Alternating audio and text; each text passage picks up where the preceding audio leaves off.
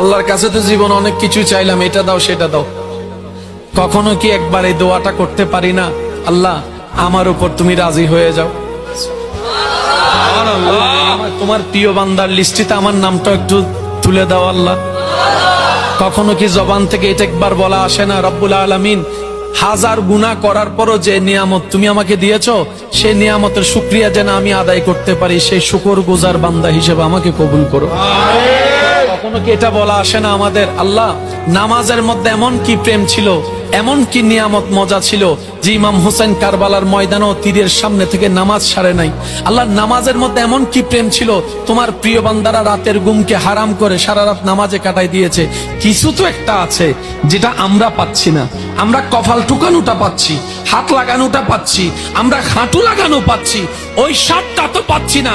আল্লাহ দয়া করো আমরা যেন সেই স্বাদটা পেতে পারি, তোমার প্রেমে নামাজ পড়ে পড়ে জীবন দিয়ে দিতে পারি।